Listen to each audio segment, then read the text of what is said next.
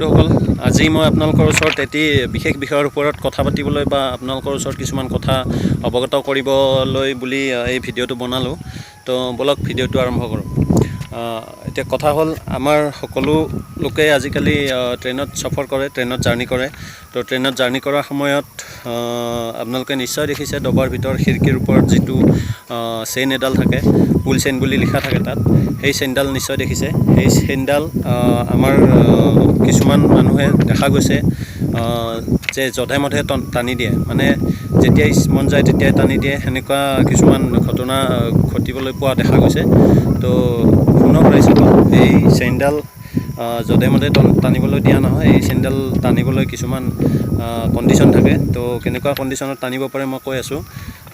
ধৰক এয়া ষ্টেচনত ট্ৰেইন ৰখাৰ পিছত ধৰক পেচেঞ্জাৰ উঠি আছে, তো বৃদ্ধ মানুহ কিছুমান উঠোঁতে টাইম লাগে বা সেনেকুৱা উঠিব নোৱাৰা অৱস্থা হয়। তো উঠোঁতে সময় লাগি থাকোঁতে অলপ সেনেকুৱা পৰিস্থিতিত যদি ট্ৰেইনখন চলি যায়, তেতিয়াহ'লে কোনোবাই দেখা পালে সেনেকুৱা পৰিস্থিতিত চেইনডাল টানি দিব পাৰে। আৰু ধৰক যদি শিশু নাইবা 60 বছৰৰ ওপৰৰ লোক কিছুমান ষ্টেচনত থাকি যায়, কাৰোবাৰ ৰিলেটিভ একেলগে ধৰক 4-5জন মানুহ আহিছিল, এজন মানুহ কিবা কাৰণত নামি গ'ল ট্ৰেইনখন ৰখাৰ কাৰণে, তো উঠিব পাৰিলে থাকি গ'ল, সেনেকুৱা পৰিস্থিতিত আপুনি চেইন টানি দিব পাৰে। আৰু ধৰক ট্ৰেইনৰ ডবাৰ ভিতৰত যদি জুই লগা কিছুমান ঘটনা দেখিবলৈ পায়, যেনে ধৰক স্পাৰ্কিং বা কিছুমান জুইৰ ফিৰিঙতি ক'ৰবাত যদি ওলায়, সেনেকুৱাৰ পৰা জুই ডাঙৰ হৈ যাব পাৰে। তো সেনেকুৱা সম্ভাৱনাময় ঘটনাৰ ৰক্ষা কৰিবলৈ আপুনি চেইন টানিব পাৰে। আৰু ধৰক চুৰি ডকাইতি নাইবা সেনেকুৱা কোনো অপৰাধমূলক কাৰ্য যদি সংঘটিত হৈ থাকে, তেনেকুৱা পৰিলক্ষিত হয়, কোনোবা যাত্ৰীয়ে দেখা পায়, তেতিয়াহ'লে যাত্ৰীয়ে চেইনডাল টানি দিব পাৰে। চেইন টানিলে কি হয় ৰাইজসকল, চেইন টানিলে পাইলটৰ কেবিনত এটা এলাৰ্ম যায়। সেই এলাৰ্মটো হ'ল যে এইটো ডবৰ পৰা চেইনডাল টানিছে, কাৰণ ট্ৰেইনটো ৰখাব লাগে, নিশ্চয় কিবা বিপদৰ আগজাননী দিছে। তো সেই ভাবি কেনে পাইলটে ট্ৰেইনটো ৰখাবলৈ চেষ্টা কৰে বা ৰখাই দিয়ে। তো ট্ৰেইনটো ৰখাই দিয়া, সেইটো চেইন টানি কেনে ৰখাই দিয়াৰ ফলত ট্ৰেইনটোত মানে ব্ৰেক পাইপৰ লগত কানেকশ্যন থাকে সেই চেইনডালৰ। তো ব্ৰেক পাইপডাল এনেকুৱাকৈ কানেকশ্যন থাকে যে চেইনডাল টানাৰ পিছত ব্ৰেকটো লাগিয়ে ধৰি থাকে, চকাত বহুত টাইম লাগি ধৰি থাকে। তো সেই ব্ৰেকটো ৰিলিজ কৰাবলৈ বহুত টাইম লাগি যায়, 1 ঘণ্টা, 1.5 ঘণ্টা, 2 ঘণ্টা সেনেকুৱা টাইম লাগি যায়।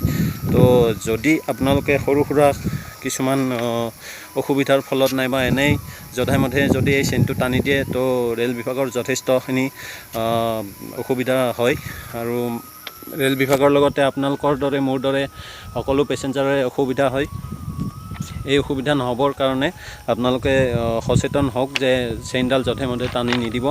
আৰু এই কেইমাহমান আগতে দেখিছোঁ নগাঁৱত ট্ৰেইন এখনৰ পৰা বহুত বাহিৰৰ পৰা ল'ৰা আহি আছিলে, সেই ষ্টেচন পোৱাৰ আগে আগে চেইন টানি দিছে। চেইন টানি দিয়াৰ ফলত ট্ৰেইনটো ৰৈ গৈছে, তো মানুহবিলাকে নামি গৈছে। এইটো কাৰণ জানিবলৈ পোৱা গৈছে যে ক'ভিড টেষ্ট হৈ আছিলে ষ্টেচনবোৰত, ক'ভিড টেষ্ট কৰাৰ পৰা বাচিবলৈ সেইটো কৰা হৈছে।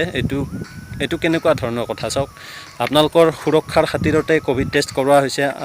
কোনোবা এজন যাত্ৰী বাহিৰৰ পৰা আহিছে, অসমত সোমাইছে, সেইজনক টেষ্ট কৰাব লগাটো বাধ্যতামূলক, যাতে তেওঁ ধৰক ক'ভিডটো কঢ়িয়াই আনিছে আৰু তেওঁৰ পৰা যাতে বেলেগ মানুহৰ তাত এইটো নিবিয়পে, সেইকাৰণে টেষ্ট কৰাটো আমাৰ নিজৰ কাৰণে ভাল, চবৰে কাৰণে ভাল। তো সেইটো নকৰি কেনে তেখেতলোকে কি কৰিছে, 100-150 মানুহে চেইন টানি কেনে নামি গৈছে। এইটো বহুত ডাঙৰ অপৰাধ। আৰু এই অপৰাধৰ বিপৰীতে এটা আইন বনোৱা আছে ৰেল বিভাগত, সেই আইনমতে দণ্ডনীয় হয়। ধৰক কিছু পইচা জৰিমনা হিচাপে হ'ব পাৰে আৰু 2-3 বছৰ জেল হ'ব পাৰে।